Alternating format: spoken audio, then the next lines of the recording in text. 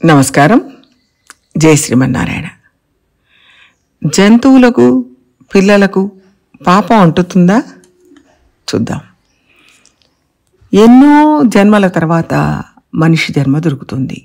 అందులోనూ ఆత్మజ్ఞానం తెలుసుకునే మనిషి జన్మ ఇంకా దుర్లభం. ఎంత గొప్పగా మనిషి జన్మ చెప్తున్నారు కదా, కొనియాడుతున్నారు కదా. అలాగే జంతువులలో కూడా ఇలాంటి భేదాలు ఉన్నాయా? మనుషుల్లో ఉన్న భేదాలని జంతువుల్లో ఉంటాయా? వాటిలో ఎక్కువ తక్కువలు ఉంటాయా అని సందేహం.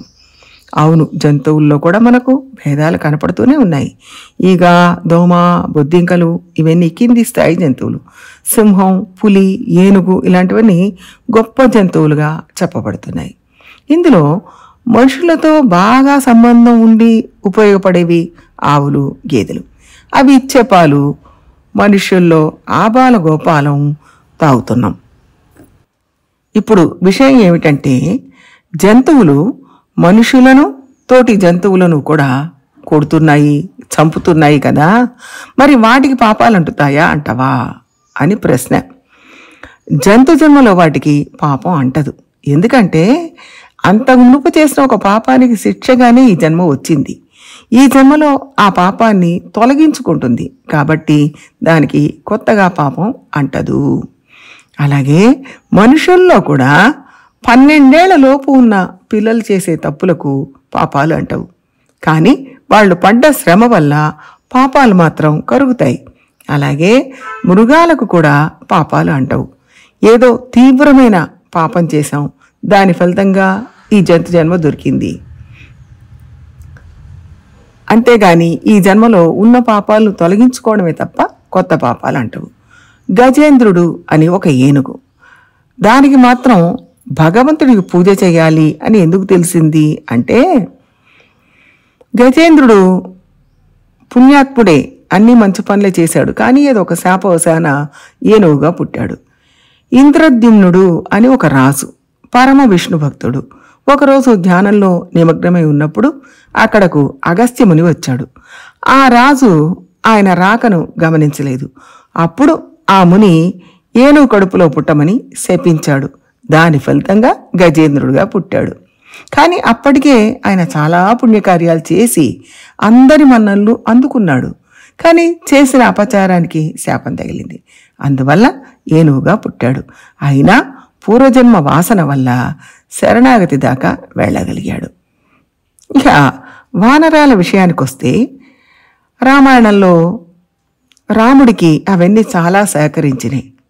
శ్రీమన్నారాయణుడు రాముడుగా అవతరించాడు, బ్రహ్మ జాంబవంతుడుగా అవతరించాడు, వాయుదేవుడు హనుమంతుడుగా అవతరించాడు.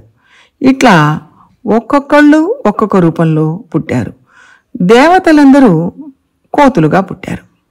అందువల్ల వాళ్ళకు ఆ సంస్కారం ఉంది, దేవజాతి కాబట్టి రాముడికి కైంకర్యం చేశారు. సరే, ఇక్కడ ఈ విషయాన్ని ఇలా గుర్తుపెట్టుకుందాం. మనుషులుగా పుట్టినప్పుడు కూడా మనం గతంలో చేసిన పాప ఫలితాన్ని అనుభవిస్తూ ఉంటాం, పుణ్య ఫలితాన్ని అనుభవిస్తూ ఉంటాం. మనుషులలో 12 ఏళ్ల వయసు దాకా చేసిన పాపాలు వాళ్లకు అంటవు, దోషాలు అంటవు. ఇంకా ఆ కాలంలో వాళ్ళు బాధలు పడితే గతంలో చేసిన పాపం తొలగిపోతుంది. అంటే పాపాన్ని తొలగించుకుంటూ ఉంటారు. మృగాలు కూడా, అంటే జంతువులు కూడా పాపాలను తొలగించుకుంటాయి. కొత్తగా పాపాలు వాళ్ళకి వచ్చి చేరవు. అయితే మృగంగా పుట్టిన వాడికి పాపాలన్నీ ఖర్చయిపోతాయి కాబట్టి ఇంకా మొత్తం పుణ్యాలే ఉంటాయి కదా అనుకోవచ్చు. అలా జరగదు. ఆ జన్మలో ప్రారబ్ధ కర్మ మాత్రమే తొలగిపోతుంది. సంచిత కర్మ ఎలాగో ఉండనే ఉంటుంది. దాని నుంచి మళ్ళీ ఏ జన్మ వస్తుందో ఆ జన్మను అనుభవించి తీరాలి. పాపం పుణ్యం మొత్తం తొలగిపోతేనే మోక్షం లభిస్తుంది. కాబట్టి మనం జంతువులుగా పుట్టడాన్ని తక్కువగా చూడాల్సిన అవసరం లేదు. అంటే మనం జంతువుల్ని హీనంగా చూడకూడదు, చూడనవసరం లేదు అని తెలుసుకోవాలి. మనం ఎలా పురాకృత పాప పుణ్యాల ఫలితాలను ఖర్చు పెట్టడం కోసం పుట్టామో, జంతువులు కూడా పూర్వజన్మలో మనుషులై ఉండొచ్చు, చేసిన పాపం వల్ల జంతువులుగా పుట్టి ఉండొచ్చు. ఆ పాపాన్ని కరిగించుకోవడం కోసం ఇప్పుడు జంతువులుగా పుట్టి ఉండొచ్చు. ఈ విషయాన్ని మనం గమనిస్తే జంతువుల పట్ల మన అప్రోచ్ మారుతుంది. జంతువులతో కూడా మనం స్నేహంగా మసులుకోవాలి అని గుర్తుపెట్టుకోవాలి. జై శ్రీమన్నారాయణ.